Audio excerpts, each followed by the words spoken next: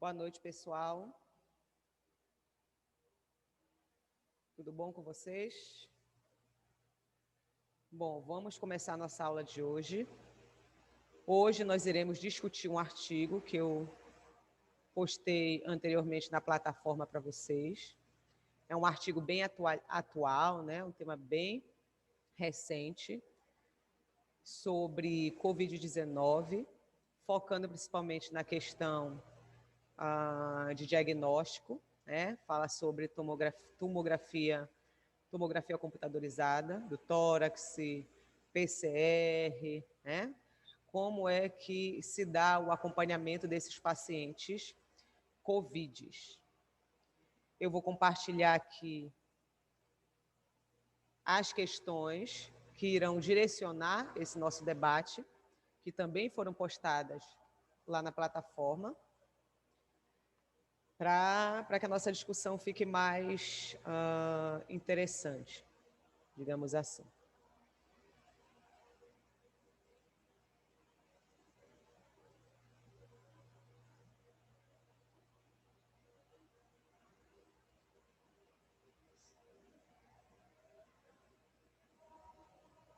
Bom, então aqui estão as questões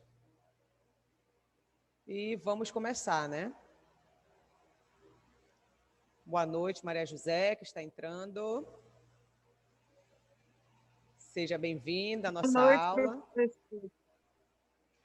Maria José, você leu o artigo? Respondeu as questões? Sim, professora. Então vamos lá, vai dar show hoje, vai arrasar? Não, hoje eu vou deixar para os meus colegas responderem. Os colegas nem apareceram, estão atrasados. Mas vamos aguardar que eles cheguem. Tá, vou avisar lá no grupo. Tá, tudo bem. Bom, então vamos lá para a primeira questão. A primeira questão é bem simplesinha, bem tranquila. E ela diz o seguinte: qual o nome do novo coronavírus, causador da patologia respiratória conhecida como Covid? Maria José, resolveu essa? Pode dizer essa para a gente, que é facílima, facílima. SARS-CoV, né? Como é? Vai, tá certo. SARS-CoV. SARS-CoV-2. Muito bem, parabéns. Se tivesse essa questão na prova, você já estaria com 100% da questão.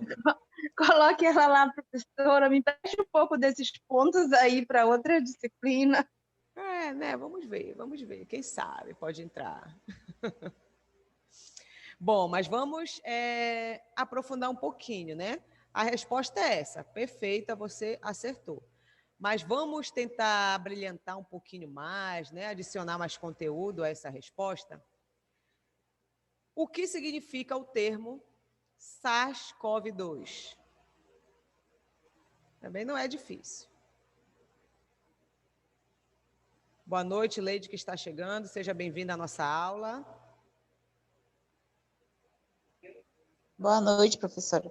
Boa noite. Você sabe, Maria José, você sabe, Leide, o que significa o SARS-CoV-2? Não é o do Covid? É, mas o que significa essa sigla?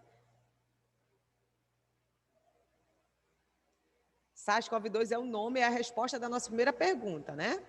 Só que a gente quer saber o que significa essa sigla. É uma mutação de um vírus? Não. O significado da sigla, tá? SARS-CoV-2. Tá, vou começar aqui para ver se vocês lembram, né? Ver se refresca a mente de vocês. O S do SARS significa o quê? Síndrome. Síndrome. Síndrome. Deixa eu colocar aqui em vermelho. Olha, SARS. SARS-CoV-2. Então, esse S significa o quê? Síndrome, né? Síndrome. A maioria das siglas na área científica, né? Principalmente a área da saúde, que os artigos são principalmente publicados na língua inglesa. Então, a sigla, em geral, é inglesa, tá? É em inglês. E o inglês, a gente lê de trás para frente, né? Muitos termos. Então, SARS-CoV-2, lendo de trás para frente, síndrome respiratória aguda severa. Ou também vocês podem ver por aí, né, na literatura como grave. Então, síndrome respiratória aguda severa ou grave, COVID-2, que vem de COVID-2. Por quê? Porque existem outros tipos de COVID. Esse é o tipo 2. É o causador da patologia conhecida como COVID-19. É esse que está causando todo esse rebuliço aí e que vem fazendo com que a gente se adaptasse a esse modelo de estudo que nós estamos tendo aqui nesse momento. Certo? Deu para entender, meninas? Sim ou não? Deu ok? Primeira questão, tranquilo? Ok. Então, vamos para a segunda. Leide, que já ativou aí o áudio dela, leia aí para a gente, Leide. Segunda questão. Que método diagnóstico é considerado como padrão de referência para o diagnóstico definitivo da infecção por COVID-19? E aí, o que você colocou? Você conseguiu resolver as questões? Não, professora, eu não fiz nenhuma. Leu o artigo? Também não. Ai, ai, ai, puxa a tua orelha, Leide. PCR, não é, professora? Muito bem, mas que tipo de PCR? PCR. É o RT-PCR, né? Não é um PCR qualquer, uma vez que o vírus RT. causador da... Isso, RT-PCR. Não é qualquer um, por quê? Porque o vírus causador da Covid-19, né, o SARS-CoV-2, ele é um vírus de RNA. Então, para realizar a replicação dele, é necessária a presença de uma enzima chamada de transcriptase reversa, que vai fazer o processo de transcrição reversa. Se vocês entenderam bem genética, foram bons alunos de genética, se lembram algumas coisas básicas lá de genética, ou até mesmo das minhas aulas no primeiro semestre, que eu falei sobre também de forma não muito aprofundada, mas a gente falou sobre transcrição, sobre tradução e replicação, lá na nossa última aula do conteúdo para a primeira verificação, lá do primeiro semestre, tá? Na aula de ciclo e divisão celular, a gente falou... Não foi nessa aula, foi na aula anterior. Então, a gente falou de transcrição, falou de tradução, falou de replicação. A transcrição comum, como é que ela se dá? O que é essa transcrição comum? Acontece de onde para onde? Que parâmetro para qual parâmetro? Ainda lembra o que é a transcrição? É a conversão da informação... Fale, Maria José, você ativou o áudio. Já deu início. A Leide que vai responder. Responde aí, Leide. A Leide, passou a bola para a Leide. Passa ou repassa? Não, na verdade, eu vou chutar, né? Onde ocorre na fita do RNA, não é isso? Tá, mas o que é a transcrição? O que é? O RNA está envolvido, né? O termo RNA aparece em uma eventual resposta. Ai, professora, não lembro. A Vanessa aí, não quer? Dar o ar da graça e responder para a gente o que é a transcrição? Vanessa? Oi, professora, não lembro. Não lembra? Não. Tudo certo. Então, vamos lá. Transcrição, gente, é a conversão da informação genética de uma molécula de DNA para RNA. Essa é a transcrição comum, como ocorre na maioria dos organismos, tá? Porém, existem vírus que eles são chamados de retrovírus. Por quê? Porque neles ocorre uma transcrição reversa dentro do seu processo de replicação.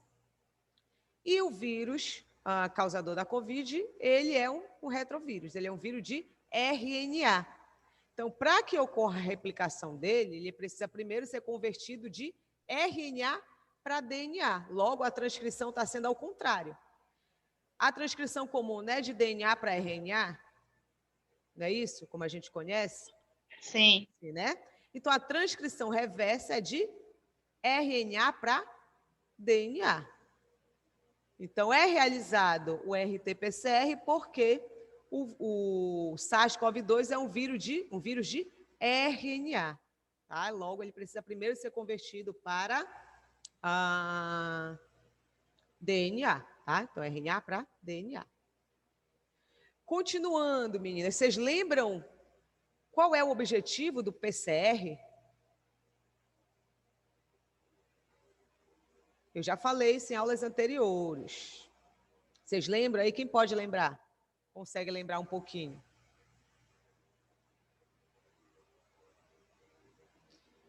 Meio ponto para quem acertar.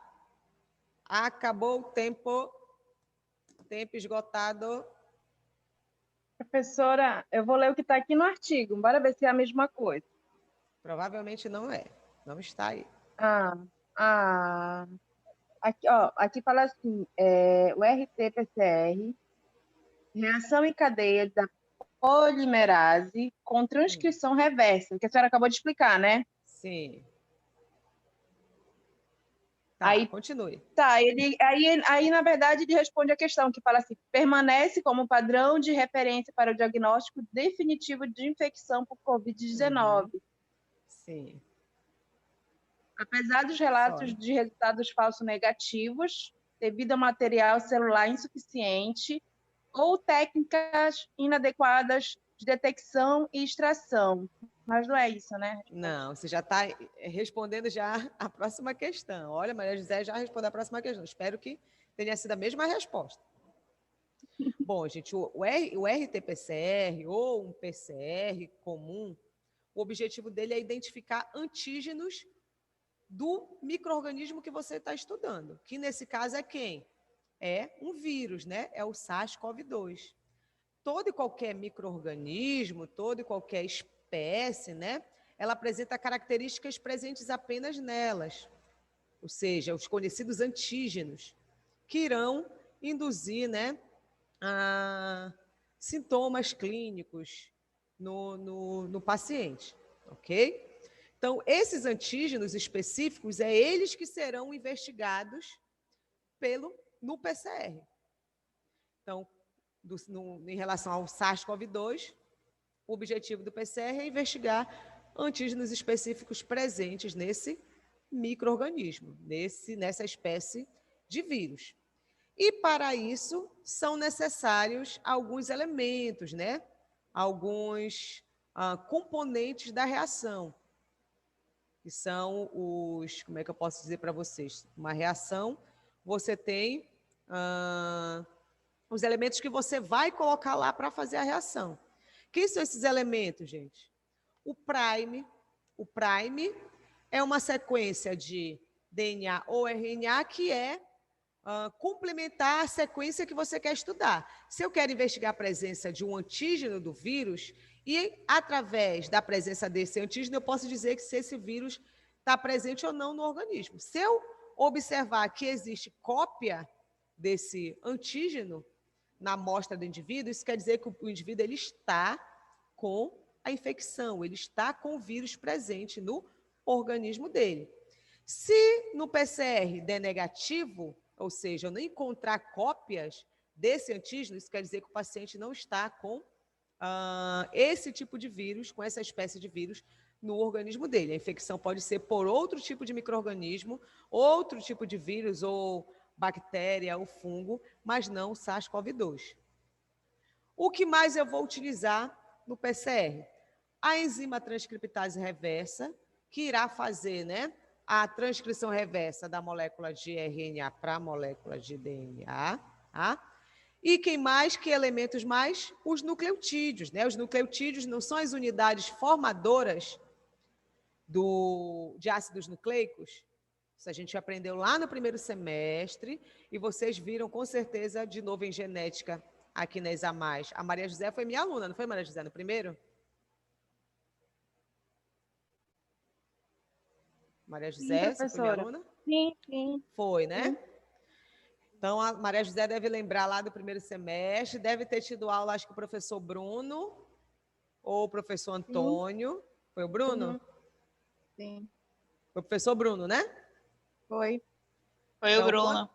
quando ele falou de replicação, né, de DNA, com certeza ele falou que o DNA ou o RNA, eles são quem? Eles são ácidos nucleicos formados por subunidades, tijolinhos, chamados de nucleotídeos, né?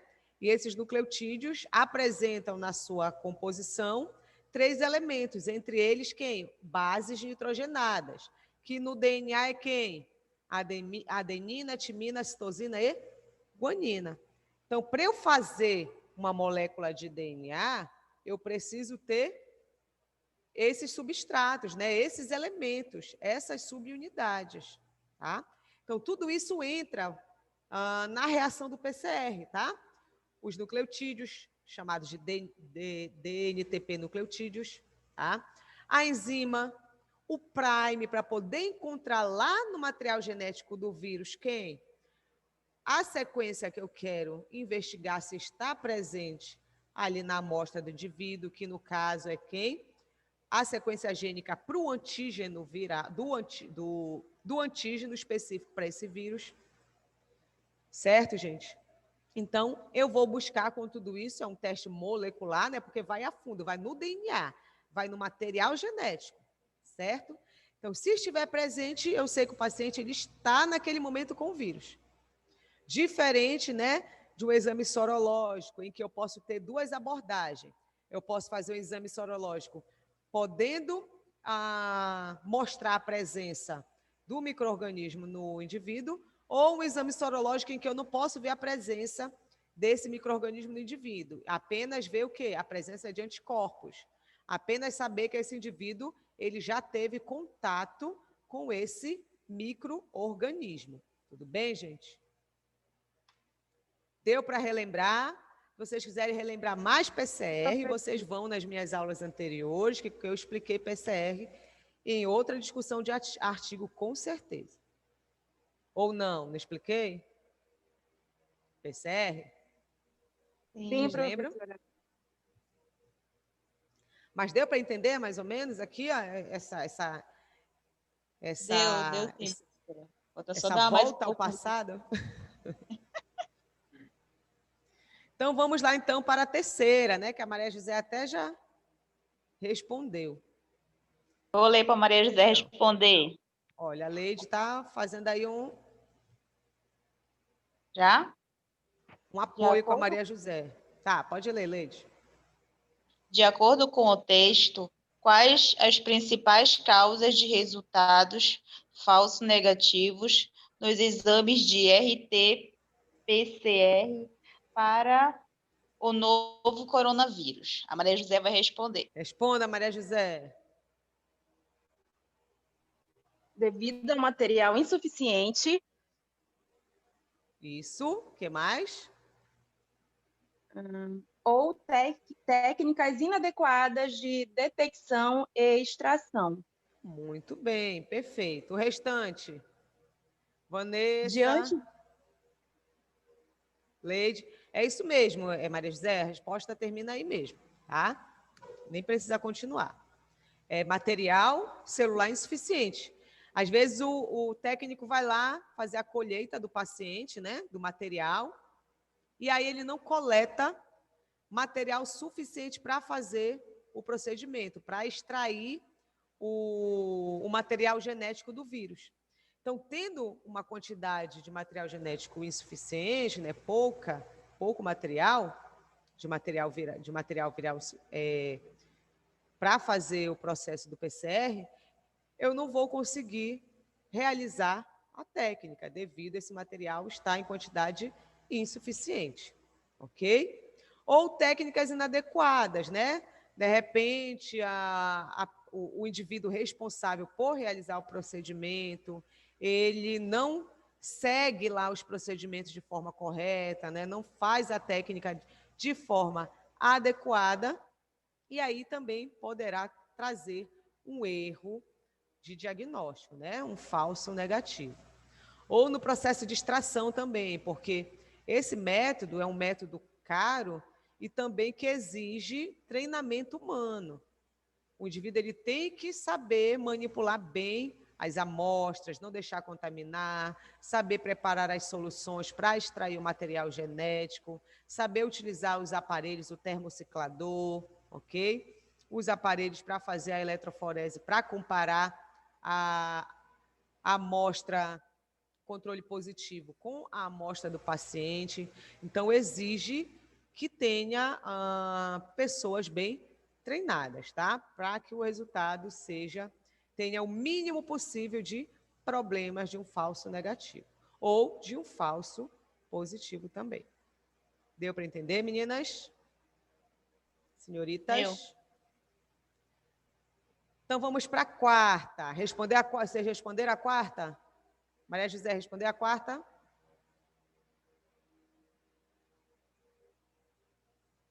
Quarta questão.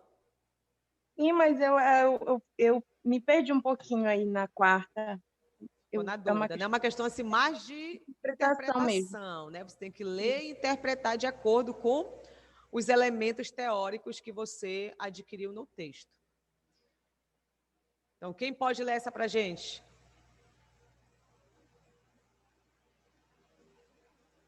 Vou ler. Vamos lá. O que é o trecho A dissociação entre achados clínicos, laboratoriais e de imagem tem sido demonstrada em alguns casos, quer dizer. Em alguns casos, quer dizer. O que é esse trecho, né? A dissociação. Quer dizer dissociação? Dissociação é fragmentação, né? Separação desses ensaios, né? Desses parâmetros metodológicos. O que é a dissociação entre os achados clínicos, né? São os sintomas, os aspectos, a anamnese, né? A avaliação lá do paciente pelo clínico, os dados laboratoriais, né? O teste, que para a COVID o padrão ouro, quem é? É o RT-PCR, e o de imagem, que também o mais utilizado, né? Como um apoio, digamos assim, de metodologia, né, de ensaio, que irá também ajudar no diagnóstico, tem sido demonstrado em alguns casos, né, em alguns pacientes. O que isso quer dizer, gente, é que em alguns casos há o quê? Uma discordância entre os parâmetros. Como assim? Algumas vezes, o paciente pode se apresentar positivo para um deles, mas negativo para os outros dois. Certo? Em algumas situações isso acontece. Exemplo, por exemplo, o indivíduo ele testa positivo lá no ensaio de PCR, lá no teste de PCR, né? Que é o ensaio laboratorial. Testou positivo. Mas aí o clínico vai analisar e esse paciente não tem sintomas nenhum, não tem aspectos clínicos, sintomas característicos da COVID-19, né? Ou seja, o indivíduo ele é assintomático, como a gente costuma assim dizer. E também vai avaliar o ensaio de imagem desse indivíduo, né? A tomografia computadorizada do tórax, e também não se vê um padrão típico de paciente COVID-19, né? O teste de imagem dele está normal, a tomografia computadorizada do tórax dele está normal, mas deu positivo. Ou diferente também pode acontecer, né? Pode ser que o paciente ele tenha sintomas, ele tenha todos os aspectos clínicos, ele tenha um exame de imagem também positivo, né, com padrões lá de infecção característico de paciente de COVID, mas quando vai fazer o ensaio laboratorial, o PCR dá negativo. Então, é isso que o trecho está dizendo, que em alguns casos, em alguns pacientes, há uma discordância, ou seja, há uma não correlação desses ensaios. Certo, gente? Deu para esclarecer agora, para quem estava com dúvida? Deu, professora. Sério mesmo? Se quiser, eu explico de novo. Não, deu. Eu vou entender mais um pouquinho quando estiver com o artigo na mão, né? Para ler e interpretar direitinho. Certo. Então, vamos para a quinta. Quinta questão. Quem pode ler a quinta? Eu leio, professora. Vamos lá, então. De acordo com o artigo, qual a estimativa de pacientes infectados por Covid-19 que podem apresentar tomografia computadorizada de tórax normais nos 2 primeiros dias após o aparecimento dos sintomas? Essa estava facinha, né, Maria José? Maria José que respondeu todas. Qual é a porcentagem? Qual é a estimativa, Maria José? Eles mostram lá. 50%. 50%. 50%. 50%. Eu acho que eu ouvi assim um rápido 30%. Foi só uma leitura Não, rápida.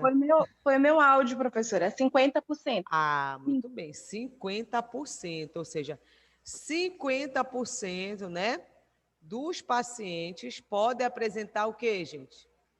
A tomografia computadorizada do tórax normais nos 2 primeiros dias após o aparecimento dos sintomas. O indivíduo começou a apresentar sintomas. Tá?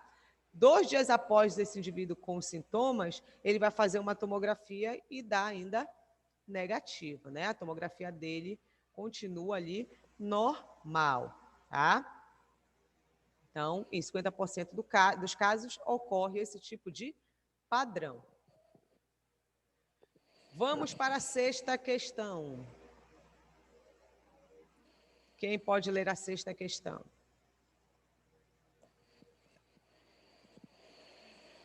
Vamos voltar para Maria José. E vai terminar na Vanessa. Eu ia ler e a Maria ia responder. Ó, a Leide adora ler para você responder, Maria. Leide, eu que ia ler para te responder. Não, eu tô sem o artigo na mão, não imprimia, eu tô sem o exercício também. Eu tô lendo aqui o da professora, que está aqui na tela do celular. Mas não precisa vocês brigarem para responder. As duas podem responder. Professora, para eu leio. responder. Qual a recomendação Vanessa para está lendo. Que apresentem alta suspeição clínica e achados tomográficos de tórax para a Covid-19, mas que atestaram negativos para o ensaio de PCR. E aí, o que colocaram?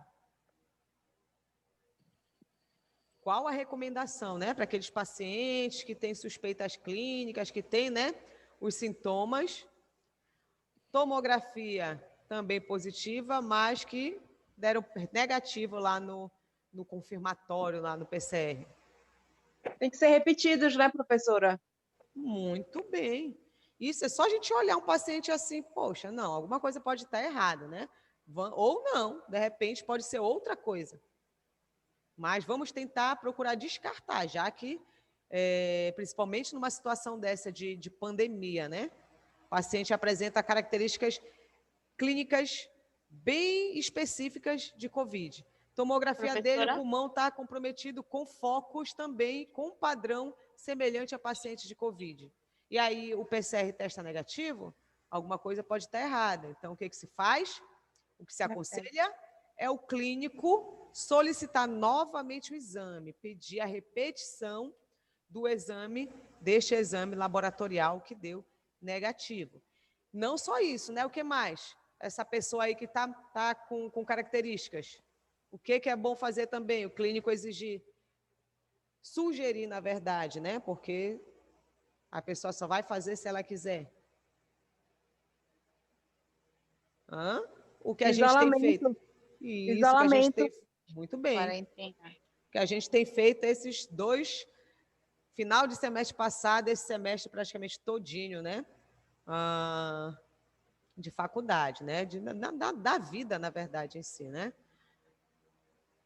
Recomenda-se o isolamento Isolamento. social, né? Professora, e eu acho assim, claro, a gente aprendeu muita coisa com isso e ficou muito mais alerta para muitas coisas. Com Esses dias certeza. agora, eu tenho uma sobrinha de 5 anos e ela começou a passar mal. E assim, a minha irmã, sem noção, assim, então ela acredita muito no que eu falo para ela, assim, tudo ela me pede opinião, tudo ela me pergunta. E aí a menina começou a passar mal, aí ela foi na médica, a médica passou antibiótico para ela e ela voltou para casa e continuou passando mal. Aí, observando os sintomas que ela tinha, vômito, diarreia, apareceu uma infecção urinária de repente na menina, muito alto, o PCR dela super alto. Aí eu peguei, né, falei para ela voltar para o hospital e pedir o teste de Covid, né, para a menina, porque criança não apresentava sintoma, não apresentava sintoma, né, era sintomático, mas só que agora as crianças também estão sendo, né, infectadas e apresentando sintomas. Aí ela fez e deu positivo Deu positivo a criança. para a Covid. Qual é a idade dela? Ela tem 5 anos. Sua sobrinha.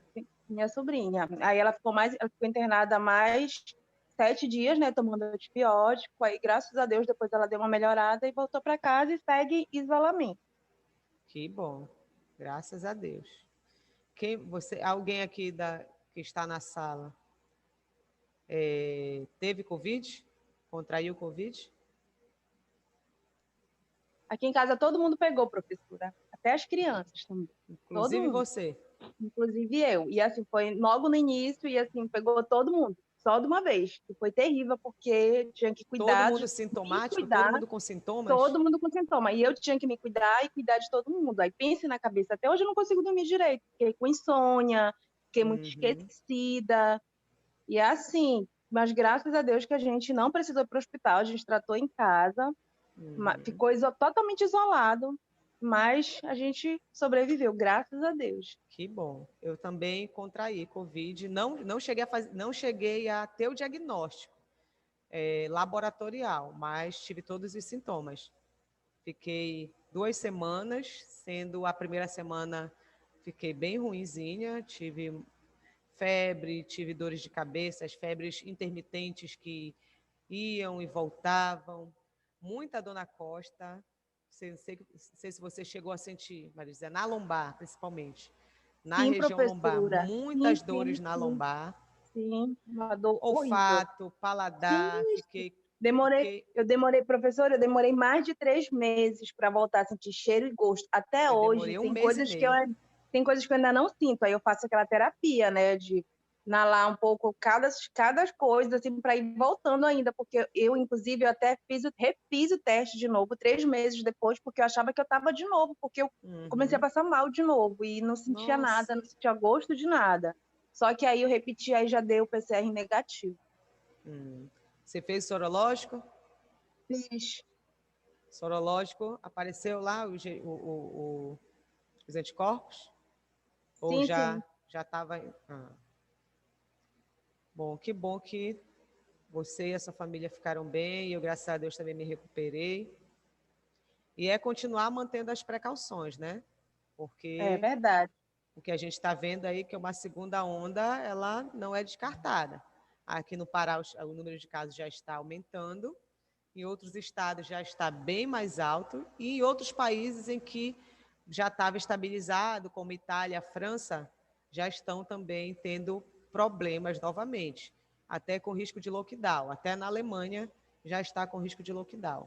Então, vamos continuar preservando as nossas vidas enquanto os testes com a vacina não são concluídos, né?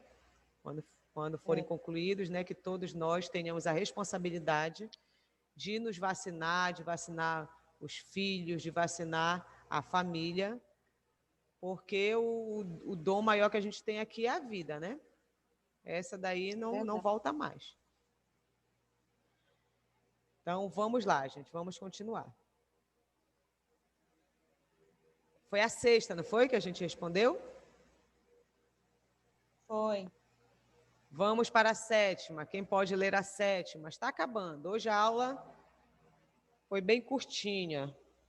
O artigo bem curto também, né? Mas bem interessante. Quem pode ler a sétima? A Vanessa já leu. Não vão brigar vocês duas para responder, Maria José e Leide. Vou responder, eu vou ler. Tá, leia. Uma vez que uma parcela de pacientes positivos para a Covid-19 pode apresentar tomografia computadorizada de tórax normal, tanto nas fases iniciais quanto em fases avançadas, após o diagnóstico positivo. Até o presente momento, este método TC não é recomendado na triagem de Covid-19. Em que grupo de pacientes? Ou seja, em que grupo de pacientes, né, a tomografia computadorizada do tórax, ela não é recomendada. E ela nem é utilizada como triagem, né, gente? A gente já viu aqui na nossa discussão que muitas das vezes o paciente, ele está com comprometimento, né, aparece alguns focos lá de infecção, mas ele testa negativo no exame laboratorial. Ou, às vezes, o paciente está com sintoma, mas testa negativo na tomografia computadorizada do tórax. Então, não é um parâmetro utilizado para triar, para separar os pacientes que estão positivos dos pacientes que estão negativos, tá? Então, ela não é recomendada em que casos? É quando o paciente tiver 50% abaixo, é isso? Não. Maria José? Maria José sabe. Maria José sabe. Vai, Maria José. Seguindo lá que você está vendo, leu no artigo, tá? O que o artigo diz em relação a isso? Em que pacientes esse tipo de tomografia não é recomendado?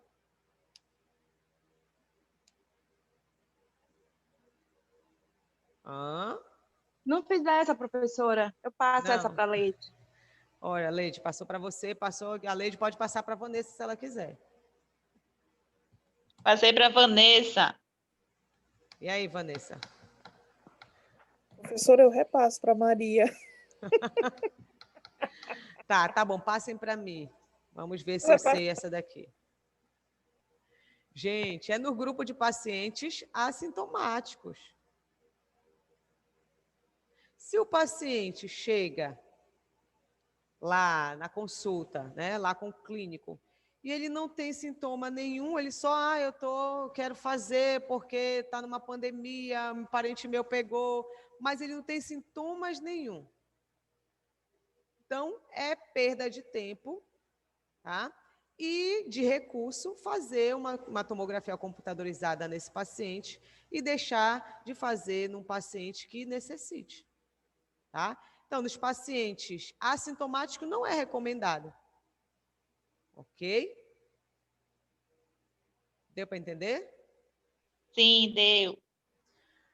E agora, a oitava questão já é uma espécie de um complemento. Se na sétima questão buscava os casos em que não é recomendado, então em que casos se recomenda realizar a tomografia? É isso que diz a oitava questão. Quer ver? Vamos lá para a oitava. Sintomáticos. Assintomáticos, tá?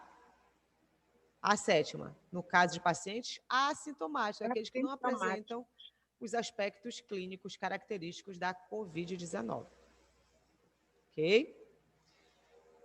Vamos para a oitava. Vou ler aqui para vocês. Em que casos a tomografia computadorizada do tórax pode ser considerada no que diz respeito ao Covid-19? A gente sabe que ela não é recomendada nos pacientes assintomáticos. Em que casos a gente recomenda?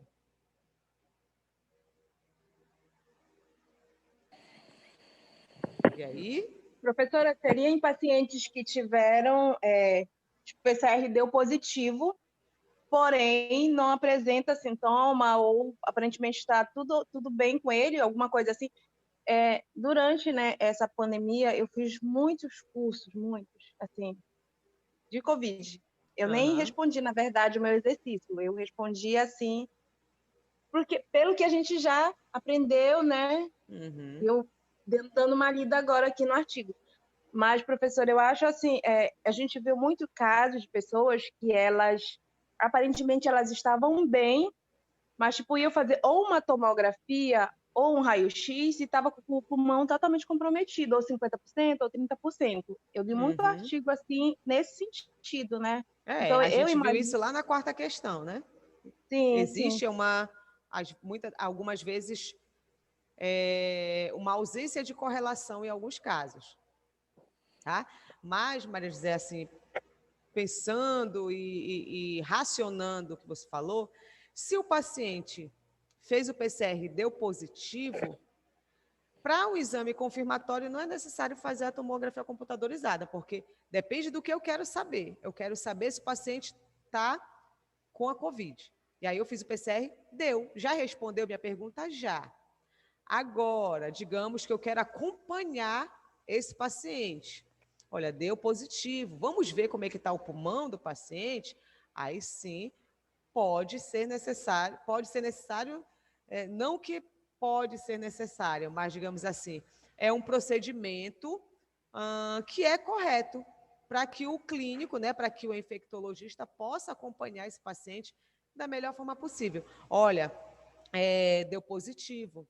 A sua tomografia computadorizada do tórax mostra que o seu pulmão está 80% comprometido. Então, isso é uma situação de alerta, né? Esse paciente está com Covid, está com o pulmão comprometido, então o que tem que fazer com esse paciente? Botar ele em monitoramento, tá? Digamos que ele está com RT-PCR positivo, com PCR positivo, mas está assintomático, faz a tomografia e a tomografia não mostra comprometimento, se mostra normal, esse paciente pode voltar para casa, né? Se submeter ao isolamento social e tomar os cuidados necessários em casa. Então, cada caso tem que ser analisado pontualmente. Sei se eu estou conseguindo me fazer entender. Estão conseguindo me entender, gente?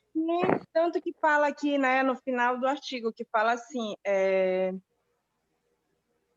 estando vigilante para identificar e tratar precocemente os pacientes acometidos que podem ter poucos sintomas clínicos achados normais na tomografia de tórax e até mesmo testes laboratoriais inicialmente negativos.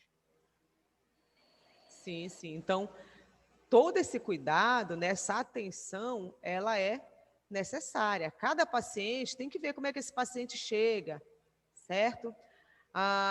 Vocês viram que logo lá no pico da pandemia, dificilmente eles testavam o paciente. Eu cheguei aí numa urgência e emergência, não me testaram, voltei para casa com um atestado de 14 dias para me cuidar em casa.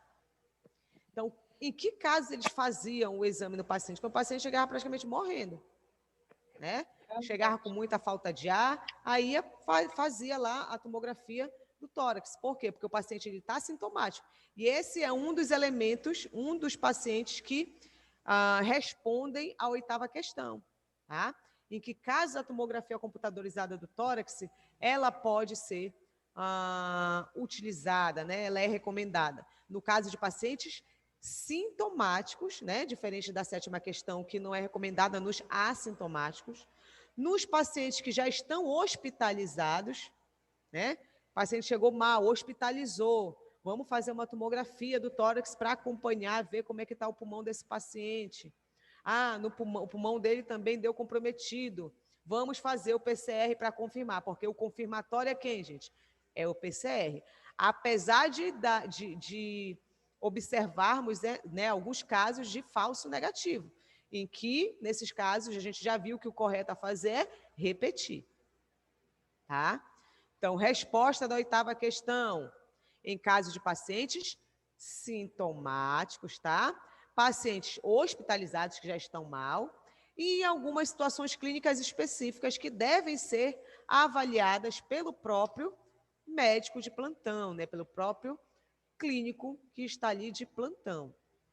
Ok? Não existe aquele protocolozinho, é isso que tem que ser feito com todo mundo. Não. Cada paciente, cada caso é um caso, tá? Claro que tem um protocolo geral, certo? De investigação.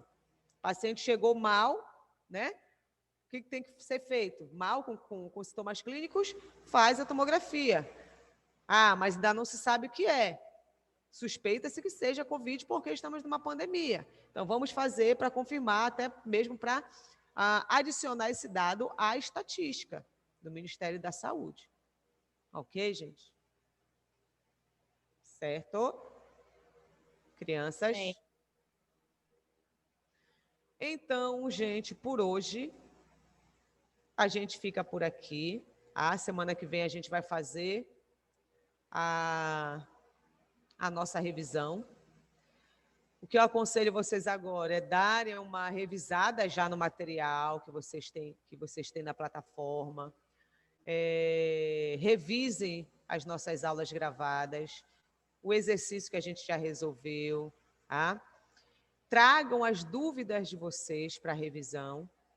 E a nossa revisão também vai ser baseada toda em exercício. E espero que vocês possam tirar todas as dúvidas para chegarem no dia da prova, né? Tranquilos, para fazer uma excelente prova, tá, gente? Essa a minha maior preocupação. É fazer o possível para que vocês consigam me entender, tá? Para que não restem tantas dúvidas na cabeça de vocês e que vocês saiam daqui preparados para fazer essa nossa prova, tá bom? Que não vai estar difícil. Para quem acompanhou nossas aulas, para quem responde, para quem está presente na aula, vai ser barbada, chuchu, beleza. Tá bom, gente? Tá, professora, obrigada. E Eu que agradeço. Leide, eu vou deixar tu responder Obrigada, na professora. revisão. Boa noite. Boa noite. Tá bom. Eu vou Olha, estudar Maria assim José, e eu vou Maria José responder sim, na próxima. Próxima vez é o inverso, né, Maria José? Isso, eu só vou Você ler as lê questões. e a Leide responde. Isso, para fechar com chave de ouro. Muito bem. Até porque será a nossa Tá bom. última aula em que eu me despeço de vocês, porque só teremos provas daqui para frente e vocês já vão para o 9º semestre, né? E obrigada, Maria José, pelas suas palavras sempre muito gentis em relação à minha aula. Eu que agradeço, professora. Nunca esqueci essas aulas desde o primeiro semestre, para fechar com chave de ouro. A gente começou e encerra, né? Verdade. Eu pego vocês lá no início da gestação, né? Embriões, e aí entrego vocês para o parto no 9º semestre. Só Tchau, gratidão. tchau, gente. Beijo, fiquem com Tchau. Deus, tá? Até a próxima aula. Tchau, tchau. Ah.